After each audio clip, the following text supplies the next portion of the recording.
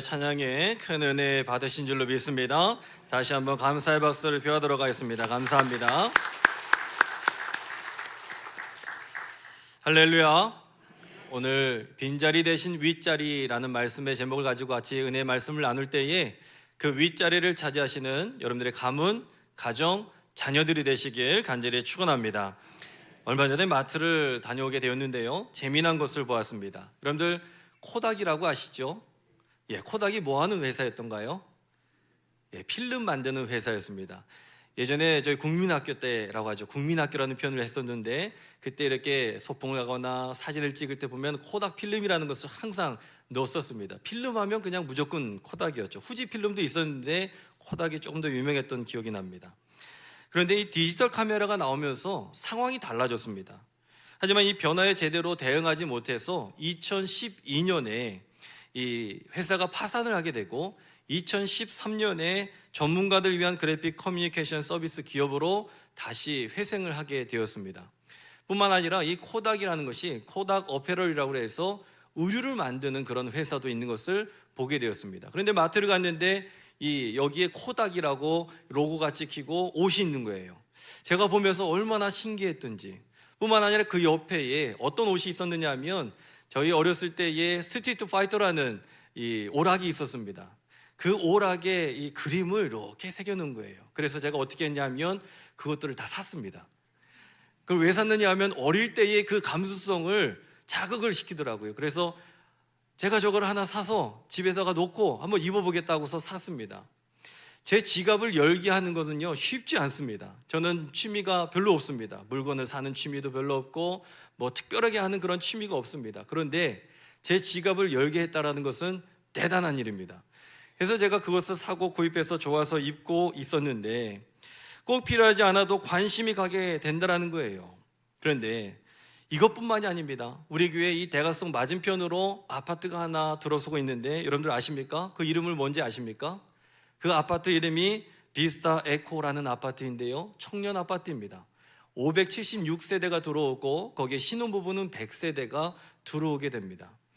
그런데 이 아파트에 어떤 분들이 주로 들어오느냐? 1인 가정들이 많이 들어오고 있다는 겁니다. 이 아파트를 파는 사람들은 아파트를 구매하게 만들어야 됩니다. 교회는 1인 세대들을 잘 준비하지 못하고 있었지만 마트에서는 감수성을 자극하거나 아니면은 1인용 전기밥솥, 1인용 세탁기, 1인용 뭔가를 계속해서 만들어내고 있고 아파트도 심지어는 1인용을 만들어내고 있다는 겁니다. 그런데 이 시대의 변화를 제대로 읽지 못하는 그런 기업들은 세상에 쫓아가지 못하게 되고 도산하게 되고, 다시 기회를 붙잡는 기업들은 열심히 노력하거나 창조적인 생각을 하면서 다시 발돋움하고 있는 그런 모습들도 보게 됩니다. 우리 하나님은 우리가 잘 살기를 원하고 계시는 줄로 믿습니다. 어느 부모가 자녀 잘 못 살기를 바라겠습니까? 그런데 돈만 쫓아서 살면서 잘 살 것이라고 생각했는데, 그렇게 돈만 따라 다녔는데 때로는 실패를 맛보고 좌절을 맛볼 때가 많이 있다는 겁니다. 누군가는 출발 자체가 달라서 앞서가고 나는 부모님을 제대로 잘 못 만나서 뒤처지는 인생을 사는 것 같은 그런 느낌으로 살아갈 때가 많이 있다는 것이죠. 도대체 예수 믿었음의 축복이 어디 있는 것이며 예수 믿은 결과가 내 삶 가운데 어디 있느냐라고 이야기하면서 살아가고 있는 가정들, 자녀들이 많이 있다는 거예요. 예수 믿으면 그래도 좀 뭔가 달라져야 될 것 아닌가 라는 생각으로 여기까지 오게 되었다는 겁니다. 그렇지만 우리 하나님은 여전히 우리의 삶을 축복해 주시는 줄로 믿습니다. 우리가 잘 살기를 원하시는 분이 바로 우리 하나님 아버지가 되십니다. 오늘 말씀은요, 제가 교회에 비어있는 그 빈자리를 바라보면서 하나님, 저 자리가 축복받는 자리가 되게 하여 주옵소서, 빈자리가 아니라 축복받는 윗자리가 되게 해달라고 오늘 이 말씀처럼 기록되어 있는 대로 우리 성도님들의 가정에 축복을 받는 것뿐만 아니라 앞으로 오실 분들도 축복을 받는 인생이 되게 해달라고 기도하면서 이 말씀을 택하게 되었습니다. 저와 여러분들의 삶 가운데에 예수 믿으면서도 잘 되는 역사가 나타나고 실패하면서도 다시 도전하시는 역사가 여러분들의 가정 가운데 임하시길 간절히 축원합니다. 첫 번째는요, 실패를 두려워하지 말라입니다. 실패를 두려워하지 말라. 대부분의 사람들이 높은 목표를 정하지 못하는 까닭은요, 이 마음판에 두려움이 먼저 찾아오기 때문에 그렇습니다. 행여나 일이 잘못되면 어떻게 될까? 실패하면 어떻게 될까? 그런 염려와 걱정이 먼저 앞서기 때문에 그렇습니다. 그러나 신앙의 사람은요, 진리를 따라 살기 때문에 믿음의 확신이 있다라는 거예요. 어떤 확신이 있느냐 하면 하나님이 나와 함께 하신다. 내 일들 가운데 하나님께서 역사하실 것이다. 이 믿음의 고백이 저와 여러분들의 고백 되시길 간절히 축원합니다. 그렇게 하면 성공하게 하실 것이고, 실패한다 할지라도 이것이 실패가 아니라 다시 도전하게 하시는 역사가 있게 된다는 것입니다. 이 확신을 주님께서 부어주시는 것이죠. 그럴 때 13절의 말씀 보시면 너는 위에만 있게 하신다라는 그 말씀의 축복이 오늘 여기에 나와 있는 것입니다. 이것은 주님께서 주실 것이라는 믿음을 가지면서 동시에 낭비하면서 살아가서는 안 되는 것입니다. 낭비하거나 규모 있게 삶을 살지 않는 그러한 것을 의미하는 게 아닙니다. 우리 인생의 성공과 실패의 원인은요, 바로 나에게 달려있을 때가 많이 있습니다. 내가 열심히 또 최선을 다해서 나갈 때에 성공하는 일들이 있게 되는 것이고, 내가 자칫 잘못 생각해서 실패하는 일들도 나타날 수가 있다는 것입니다. 내 원인인 경우가 많이 있다는 것이죠. 실패를 두려워하지 아니하고 그러나 하나님을 믿으면 그 높은 뼘대를 향해 나아갈 때에 주님께서는 그 윗자리의 축복을 저와 여러분들의 삶 가운데에 부어주시게 될 줄로 믿습니다. 아무도 믿지 못하실 수도 있고, 또 어떤 분들은 목사님 자랑한다라고 이야기하실 수도 있겠지만, 저는 제가 부목사 생활하면서 11년을 하게 되었는데 22명의 목사님들과 늘 보이지 않는 선의의 경쟁을 하게 되었고, 그리고 11년이라는 시간 동안에 돌아가신 김선도 감독님과 지금 김정서 목사님에게 단 한 차례도 혼나거나 그로 인하여서 어려움을 당한 적이 한 번도 없었습니다. 이것 보세요. 믿지 못하시잖아요. 1500명의 성도님의 이름을 외웠을 때에 단 한 번도 제가 이름을 못 댄 적이 없었습니다. 전도를 할 때 늘 교구당 100명씩 300명을 전도하겠다라고 당차게 이야기했고, 목표를 이룬 적도 있었고 때로는 실패한 적도 있었습니다. 그렇지만 실패할 때에도 비굴하지 않았고, 실패한 원인이 어디에 있는지를 이야기를 했습니다. 왜 실패했고 앞으로의 대책이 무엇인지에 대한 것들을 이야기를 했다는 것이죠. 30대 중반에 침대에서 일어나다가 쓰러질 정도로 최선을 다해서 목회를 했습니다. 성공과 실패를 두려워하지 않는 것은 내적인 단단함이 있을 때에 이것이 가능한 것입니다. 최선을 다했다면 실패했어도 그것은 실패가 아닙니다. 왜냐하면 그 일들을 통해서 나는 배우고 있기 때문에, 여전히 하나님께서 나에게 가르침을 주고 계시고 나는 그 일들을 배웠을 때 앞을 향해서 나아갈 수 있기 때문에 그것은 실패가 아니라는 것입니다. 하지만 대부분의 사람들은요, 인생을 가정법으로 살기에 실패합니다. 만일 내가 좋은 가정에서 태어났더라면 지금의 이 모습을 가지지 않았을 텐데, 내가 인류대학을 나왔더라면 지금은 아니었을 텐데, 우리는 만일이라는 이프의 가정법을 가지고 살아간다는 것이죠. 하지만 그 가정법을 가지고 살아가면 열등감에 빠질 수밖에 없다는 것입니다. 만일 내가 머리가 좋아서, 만일 내가 어떻게 해서, 만일 내가 라고 이야기할 때에 그 인생은 성공의 길을 가로막게 되는 일들이 된다는 것입니다. 오히려 그렇게 생각할 것이 아니라 주어져 있는 내 환경 가운데 내가 어떻게 할 것인가, 이 난관을 어떻게 극복하면서 나갈 것인가 라는 적극적인 태도와 확신을 가지고 살아가는 사람들이 믿음 앞에서도 승리하는 인생이 되게 될 줄로 믿습니다. 왜 나에게 이런 고통이? 라는 질문이 아니라 어떻게 해서 이 고통을 이겨나갈 것인가 라는 것으로 질문을 바꿔야 된다는 것이죠. 오늘 말씀해 보시면요, 모세가 모압 땅에서 이스라엘 백성들을 마지막으로 모아놓고 이 가나안에 들어가기 전에 축복을 해주는 말씀이 오늘 여기에 나와 있는 말씀입니다.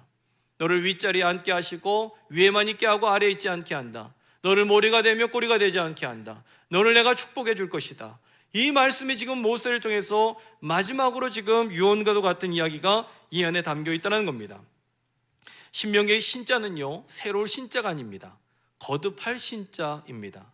즉 이 말씀은 그전에도 들려주었던 말씀이었지만 거듭해서 모세가 하나님의 말씀을 이스라엘 백성들에게 전해주고 있는 내용이 오늘 말씀이죠. 모세는요, 부정적인 사람이었습니다. 모세의 인생은 못합니다. 바로왕 앞에 서라고 했을 때도 저는 못합니다. 전 입이 뻣뻣하고 혀가 둔하고 말을 할 수가 없습니다. 아론을 내가 붙여주겠다? 그래도 저는 못합니다. 10가지의 재앙을 바로 앞에 가서 선포하게 하고 이기게 하신 분이 하나님이십니다. 하지만 바로의 마음을 바꾸려고 했던 것이 아니라 하나님은요, 모세의 마음을 바꾸기 위해서 바로왕 앞에 서게 하셨다는 거예요. 그게 바로 바로왕 앞에서 10가지 행했던 것의 진짜 의미라는 것입니다. 바로의 마음을 바꾼 것이 아니라 모세의 마음을 바꾸신 것이죠. 재앙받을 사람은 바로가 아니라 바로 모세의 인생이었습니다. 인생의 재앙은 저주가 아니라 나를 바꾸는 하나님의 음성인 줄로 믿습니다. 때로는 내가 일에 실패하고 어려움을 당한다 할지라도 주님께서 나를 버리신 것이 아니라 지금 나를 바꾸시기 위해서 주님께서는 말씀하고 계시는 줄로 믿습니다. 순종의 마음으로 주님 앞에 순종할 수 있게 주님께서는 바꾸시겠다라는 것이죠. 순종하지 못한 나를 바꾸셔서 새롭게 쓰시겠다는 하나님의 말씀인 것입니다. 왜 두려워하십니까? 왜 주저하십니까? 하나님께서 쓰시겠다고 하는데 왜 주저하십니까? 실패를 두려워하지 마시길 간절히 축원합니다. 실패를 두려워하지 마시고, 이것은 또한 부끄러운 것도 아닙니다. 거기를 통해서 나는 여전히 배우고 있고 내 삶은, 내 가정은 지금 앞을 향해서 나아가고 있는 줄로 믿습니다. 이 말씀에 의지해서 승리하시는 저와 여러분들의 삶이 되시길 간절히 축원합니다. 두 번째는요, 하나님이 나에게 주신 재능을 믿으라입니다. 하나님께서 나에게 주신 재능을 믿으라. 그 셰퍼드 재단의 이사장이신 이창훈 장로님의 바디 바이블이라는 책에 이런 내용이 있습니다. 우리 심장이 제1의 심장이라면 여러분들 제2의 심장이 어딘지 아십니까?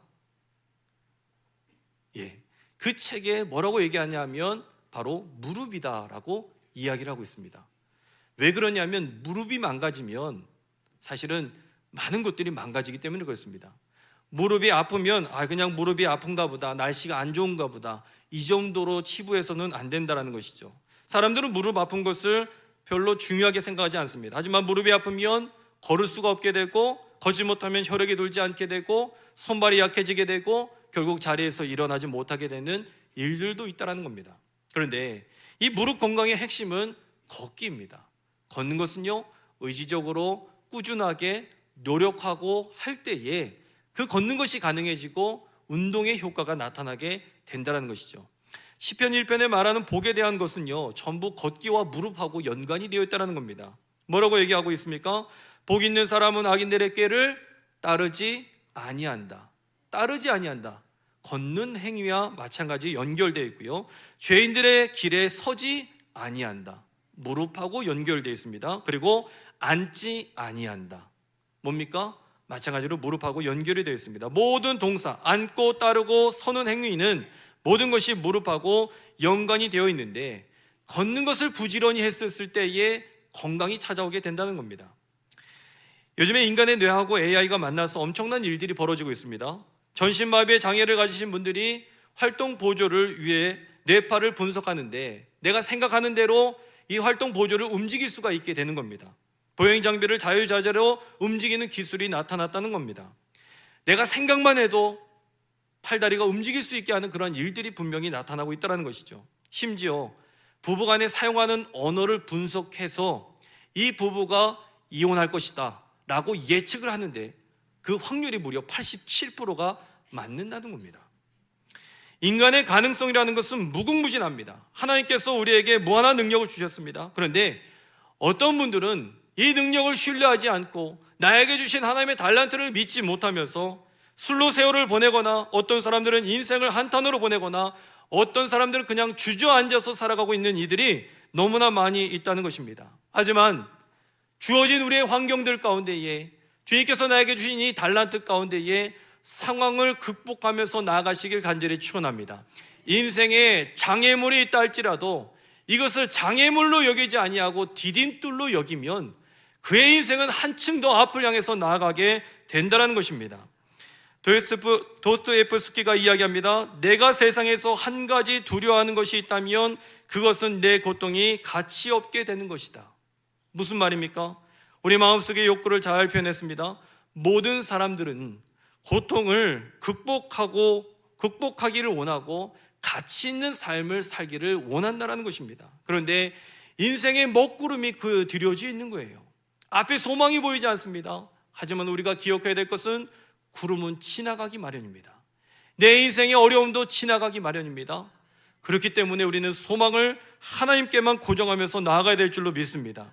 우리가 뭘 해야 되느냐? 그렇게 어려움을 당했을 때 우리는 내 삶을 기록해야 됩니다. 뭘 기록합니까?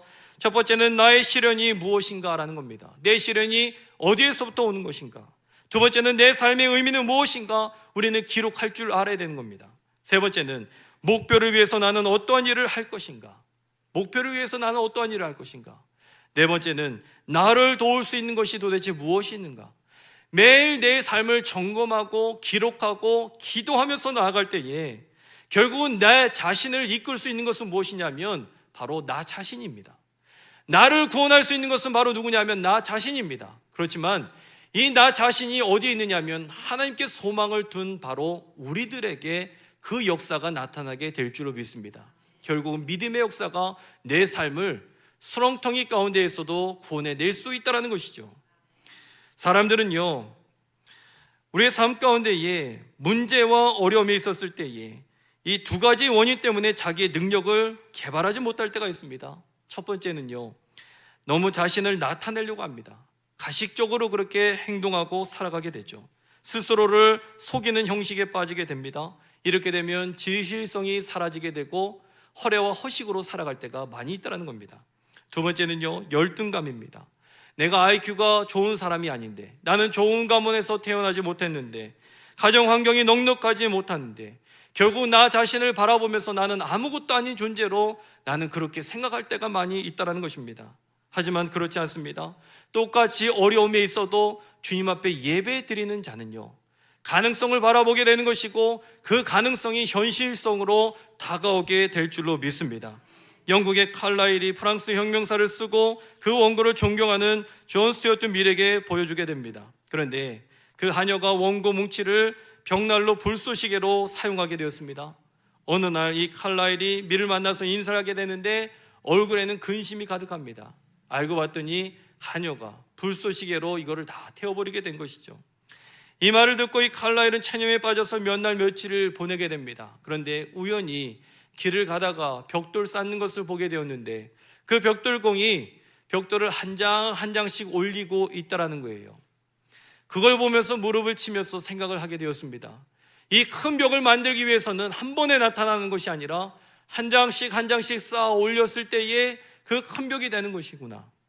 내가 잃어버렸던 그 모든 것들을 이제는 제목을 내가 써보리라. 제목을 쓰게 됩니다. 그러면서 이제는 내가 한 페이지를 장식해 보리라. 한 페이지를 쓰고 두 페이지를 쓰고 그러면서 다시 이 원고를 완성하게 되었다는 것입니다. 무엇입니까? 모든 일은 마음먹기에 달려있으며 한 발 내딛는 것부터 시작이 된다는 것입니다. 저 에베레스트 산을 오르기 위해서 할 일이 있다면 한 발 걷는 일부터 우리는 출발할 수가 있다는 것이죠. 오늘 본문은 이야기합니다. 40년 동안 제자리에 맴돌았던 인생, 그 인생이 지금 끝이 나는 모세가 후대들에게 지금 축복을 하고 있습니다. 하나님은 앞으로 나아가기도 하고 제자리에 맴돌게 하기도 합니다. 우리는 그 인생을 바라보면서 실패했다, 아니다라고 이야기할 수 없습니다. 왜 그러냐면 하나님께서 함께 하신 인생이기 때문에. 모세는 그 어떤 불평도 없으면서 제자리를 맴돈 인생 같지만 그는 민족을 구출해낸 사람이었고 이스라엘이라는 나라를 만든 사람이 바로 이 모세라는 인물이었습니다. 때로는 우리도 마찬가지입니다. 내 인생이, 내 자녀들의 인생이 제자리를 맴도는 것 같습니다.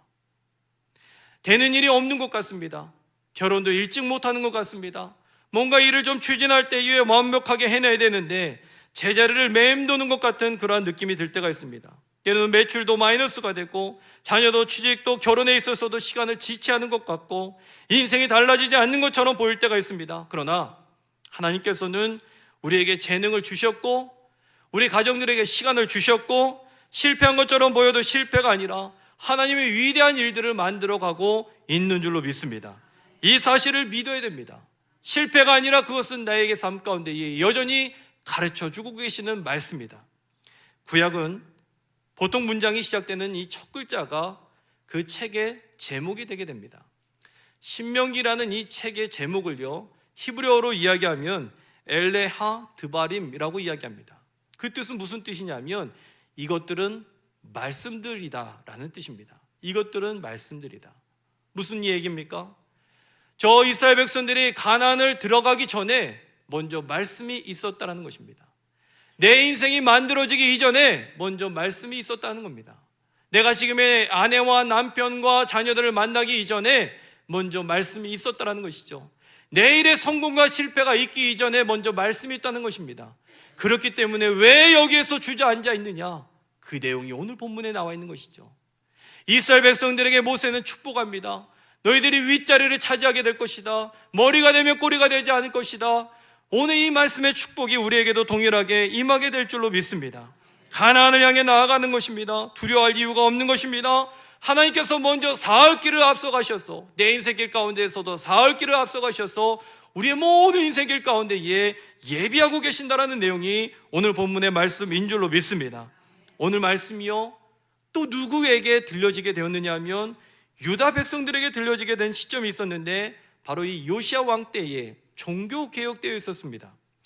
요시야 왕이 성전 정화를 하게 되는데 우연히 율법책을 발견하게 되었습니다. 그런데 이 백성들이 바벨론 포로로 갔다가 다시 돌아와서 예루살렘도 불타 있었고 하나도 뭔가 이루어지지 않았던 자신의 황폐한 인생들을 바라볼 때에 이 책을 발견하게 되었는데 자신들의 조상들도 이러한 어려움들을 경험하게 되었다라는 거예요. 광야에서 40년을 맴돌고 제자리가 맴돌았던 저들의 인생의 모습을 보게 되었던 것이죠. 그때에 이스라엘 백성들에게 모세가 유언과도 같은 이야기를 전해주게 되는 것입니다.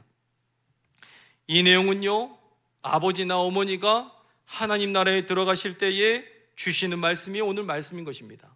모세가 하나님 나라에 들어갈 때에 자녀들에게, 이스라엘 백성들에게 주셨던 마지막 예언과도 같은 이야기입니다.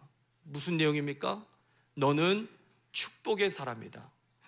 두려워하지 말아라. 하나님께서 너를 머리가 되게 하고 꼬리가 되지 않게 하실 것이다. 이게 무슨 마음입니까? 하나님 아버지의 마음이고 우리 부모님들의 마음이고 우리 자녀들을 위한 축복의 마음이 여기에 동일하게 나타나게 된 줄로 믿습니다. 바벨론 포로 생활에서 돌아온 이들이 이 글을 보고 인생의 정체성을 발견하게 되었습니다. 페르시아에서 숨죽이면서 지냈던 이들의 백성들의 모습이었습니다. 때로는 우리 가정의 모습이 그렇지 않습니까? 세상에서 숨죽이면서 지내지 않습니까? 우리 자녀들이 직장 생활할 때에 상사의 이야기를 들으면서 숨죽이면서 지내고 있는 우리 자녀들의 모습을 보지 않습니까? 그때마다 오늘 말씀으로 우리 하나님께서는 우리 자녀들을 축복해 주시게 될 줄로 믿습니다. 우리 가문들을 축복해 주시게 될 줄로 믿습니다.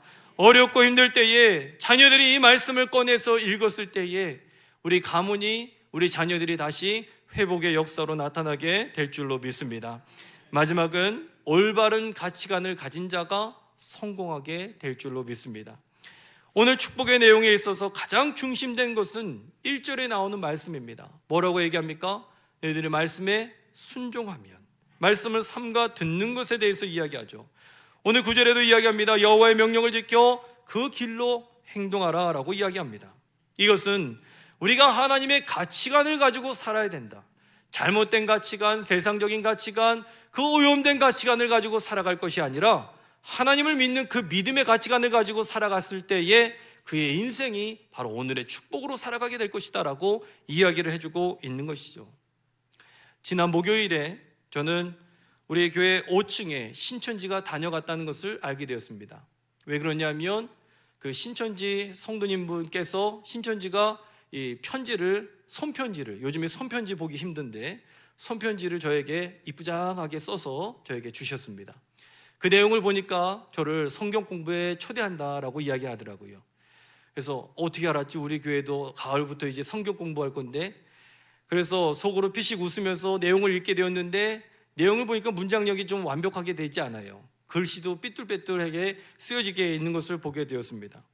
한편은 제가 설교할 때마다 가끔 신천지에 대해서, 이단에 대한 이야기를 가끔 할 때가 있었는데 반응이 오네 라는 그런 생각을 하게 되었습니다. 이게 영적인 움직임인 거예요.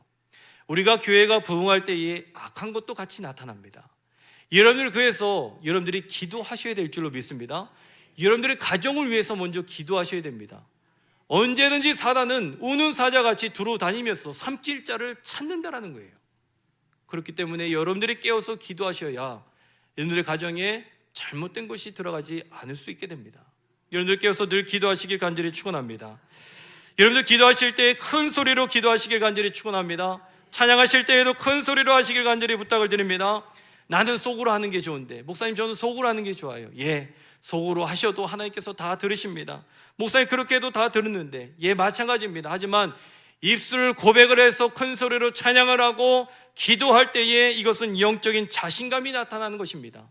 입 안에서만 우물함을 했을 때에는 이것을 자신감 있게 선포하지 못한다는 거예요. 그런데 이것을 할렐루야를 외치면서 아멘을 외쳤을 때에 영적인 승리를 경험하신 분들이 이것을 크게 찬양할 수 있게 될 줄로 믿습니다. 할렐루야, 할렐루야. 이 축복입니다. 내가 믿음으로 선포하는 거예요. 오늘 말씀은 바로 그 내용인 것입니다. 할렐루야로 살아가자, 아멘으로 살아가자. 우리의 축복이 어디 있느냐? 바로 여기 있는 겁니다. 신천지가 주는 거 아닙니다. 신천지 이름 잘못 지었습니다. 그 신천지가 주는 생각으로는 새로운 세상에 올 수 없습니다. 왜냐하면 이름 자체가 틀렸기 때문이죠. 신천지가 지향하는 바가 무엇입니까? 부존이나 종교적인 가식이나 형식이 아니라 새로운 세상에 대해서 꿈꾸는 것, 마치 저 유토피아처럼. 하지만 유토피아가 무슨 뜻입니까? 우토포스, 그러한 것은 없다라는 것이 유토피아죠. 그러한 것은 절대 없습니다. 예수님께서 이 땅에 태어나실 때에도 죄 많은 이 세상 가운데 육신의 몸으로 이 땅에 오셨고 십자가에 달려 돌아가셨고 우리를 구원해 주신 줄로 믿습니다. 우리 주님께서는요, 장소 가지고 일하시는 것이 아니라 바로 사람의 생각 가지고 일하신다는 겁니다. 우리의 생각을 바꿔야 되는 것입니다. 사람의 생각이라는 것은 무용적인 것입니다. 아무것도 아닌 것 같지만 내 생각을 다르게 하면 인생이 달라지는 것이고 내 삶을 다르게 펼쳐질 수 있는 것이 바로 내 생각에 달려있다는 것입니다. 고린도후서 1장 17절에 말씀합니다. 옛것은 이미 지나갔으니 보라 새 것이 되었도다. 이 축복이 임하시길 간절히 축원합니다. 옛날 과거에 매여서 사는 것이 아니라 현재에 감사하면서 미래를 바라보면서 믿음 가운데에서 살아가야 될 줄로 믿습니다.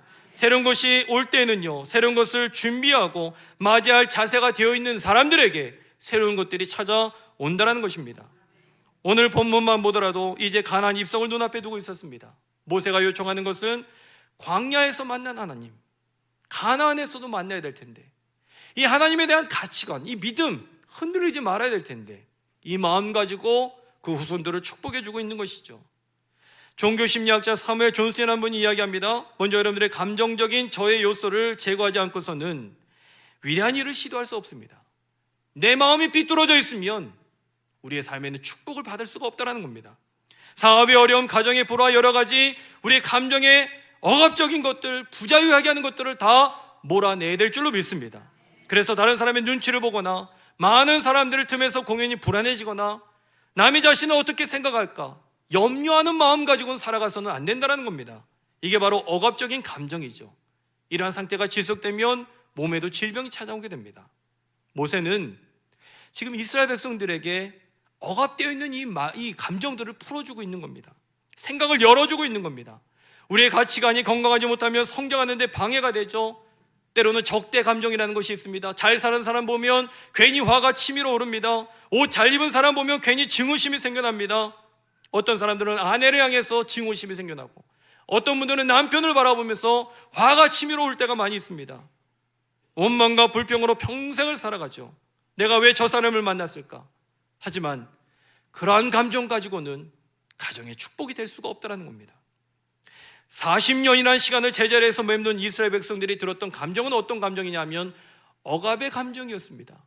왜 우리를 여기까지 인도해서 우리에게 매장지가 없어서 우리를 여기까지 인도했습니까? 왜 우리는 먹을 것이 하나도 없습니까? 불평과 불만과 억압적인 감정으로 이들이 살았다는 것입니다. 40년을 그렇게 보냈습니다. 그런 그들에게 모세는 마지막으로 이야기합니다.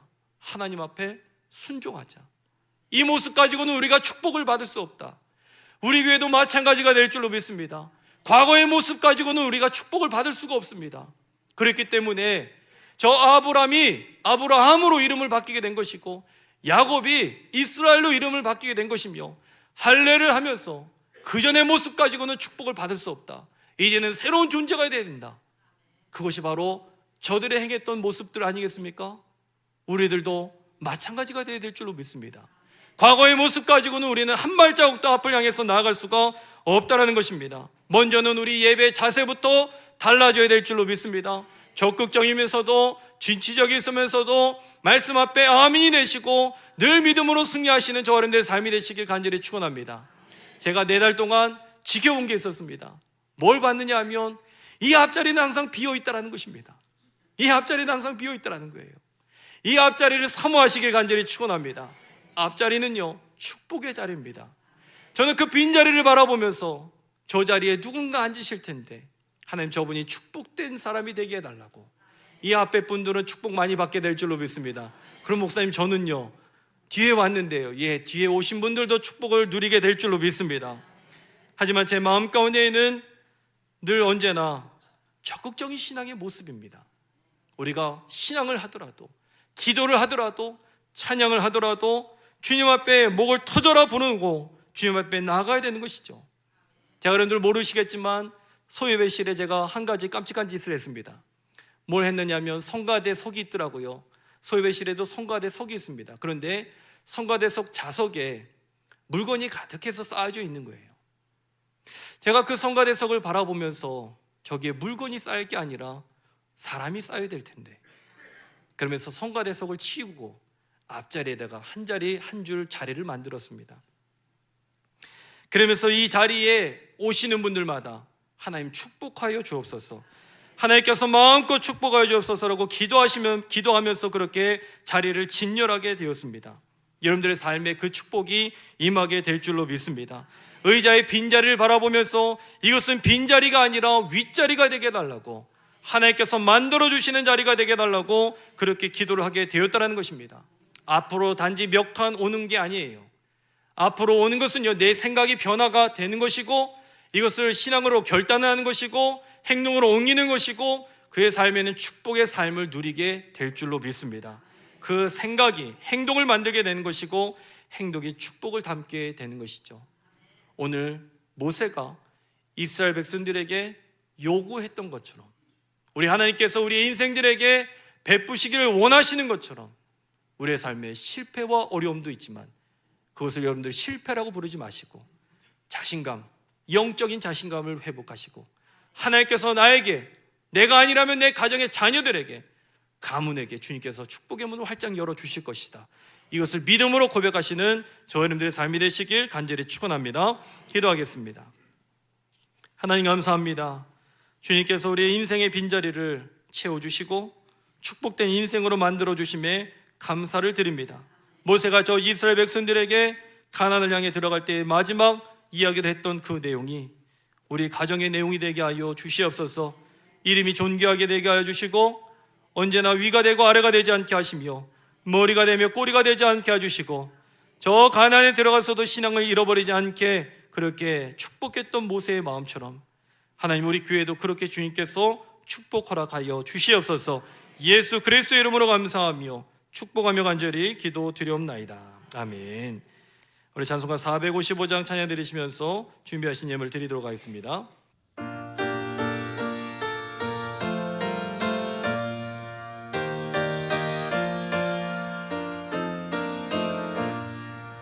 주님의 마음을 본만